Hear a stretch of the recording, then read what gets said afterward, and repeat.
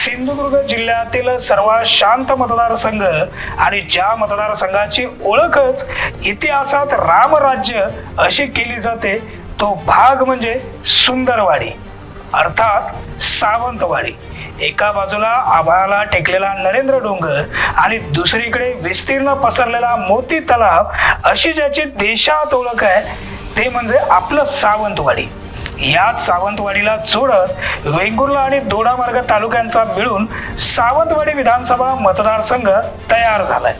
मागची 3 टर्म आमदार असणारे दीपक केसरकर यावेळी चौरंगी लढतीचा प्रतिकार करत शिवसेनेचं धनुष्यबाण घेऊन महायुतीचे उमेदवार म्हणून चौथ्यांदा विजयी गुलाल उडवायला सज्ज झालेत।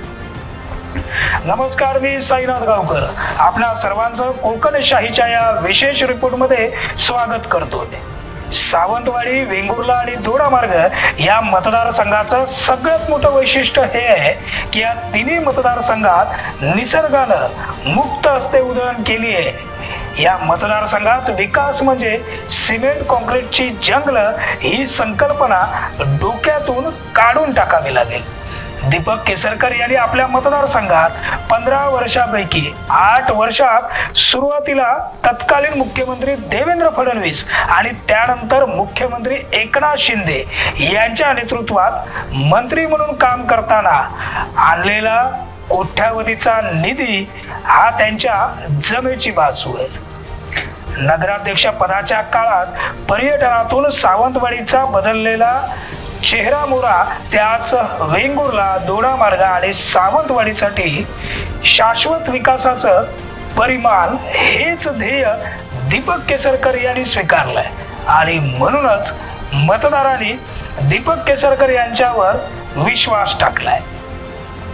दीपक केसरकर यांच्या आमदारकीच्या कार्यकाळात संत गाडगेबाबा महाराज मंडई आणि शॉपिंग सेंटर, गुरुवर्य रमाकांत आचरेकर पॅव्हेलियन इमारत, जिमखाना मैदान, सावंतवाडी तालुका क्रीडा संकुल इमारत, दोडामार्ग उपजिल्हा रुग्णालय, दोडामार्ग तालुका क्रीडा संकुल, सावंतवाडी येथील सेल्फी पॉइंट, मधुसूदन कालेलकर नाट्यगृह अशा काही उदाहरणातून आज सावंतवाडी मतदारसंघाचं वेगळेपण हे या सिंधुदुर्ग जिल्ह्यात अधोरेखित झालंय। राज्य सरकारच्या अर्थसंकल्पातून सावंतवाडीसाठी 287 कोटींचा निधी, फक्त सावंतवाडीसाठी 124 कोटींचा निधी, वेंगुर्ल्यासाठी 44 कोटींचा निधी, कसई दोडामार्गसाठी 14 कोटींचा निधी, सिंधुरत्न समृद्धीसाठी आणलेला मतदारसंघातील 124 कोटींचा निधी, मत्स्य विभागाअंतर्गत मच्छीमारांसाठी वैयक्तिक पातळीवरचा 10 कोटींचा निधी, चांदा ते बांदा 193 कोटींचा निधी असा जर एकूण विचार केला तर तब्बल 2662 कोटी रुपयांचा निधी सावंतवाडी विधानसभा मतदारसंघात आमदार दीपक भाईंनी 3 तालुक्यांसाठी विकासासाठी आणलाय। अर्थ खात्याचं राज्यमंत्रीपद, पालकमंत्रीपद आणि शिक्षण खात्यासोबत मुंबईचं पालकमंत्रीपद, त्यातही पक्ष विस्तारात प्रवक्ते पदाची जबाबदारी म्हणून आमदार दीपक केसरकर यांची ओळख ही राज्यस्तरीय नेते अशी बनलेली असताना सावंतवाडीकरांच्या प्रेमामुळेच आज दीपक भाई हे राज्य आणि राष्ट्रीय स्तरावर आपल्या वक्तृत्वानं छाप सोडतात। सत्तांतराच्या नाट्यावेळी राज्यातील लाखो शिवसैनिकांचा आवाज बनत त्यांनी प्रवक्ते पदानं सोडलेली छाप वंदनीय शिवसेना प्रमुख बाळासाहेब ठाकरे आणि धर्मवीर आनंद दिघे यांच्या जाज्वल्य हिंदुत्वाच्या विचारांना पुढे नेणारी ठरली आहे। आज शिवसेना पक्षाच्या विस्तारात केसरकर यांची संघटन कौशल्याची जादू ही महत्वाची मानली जाते। आगामी सरकारमध्ये ज्यांच्या अतिशय मोठ्या आणि जबाबदारीच्या मंत्रिपदाच्या नावासाठी चर्चा होते त्या दीपक भाईंसाठी आता विजय आणि मताधिक्यापेक्षाही सिंधुदुर्ग जिल्ह्याचा विकास हवा तर दीपक भाईच हवे अशा मतदारांच्या निर्धाराचा निर्धार झालाय।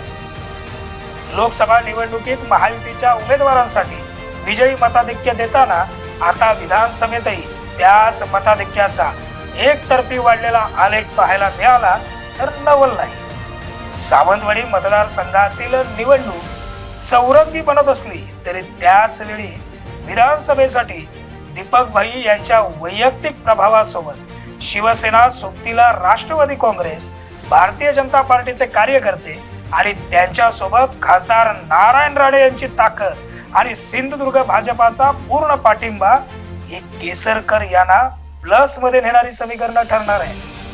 दीपक केसरकर हे सावंतवाडीचं भूषण आहे. राज्याच्या मंत्रिमंडळात ताकद असणारं व्यक्तिमत्व म्हणजे दीपक भाई.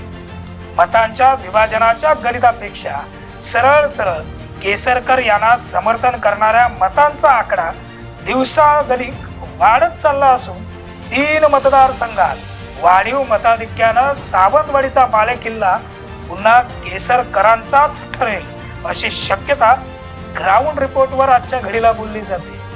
अर्थात पुढच्या काही दिवसात दीपक भाई आपल्या खास स्टाईलनं आपला हा बालेकिल्ला कसा बळकट करतायत हे पाहणं फार औत्सुक्याचं ठरणार.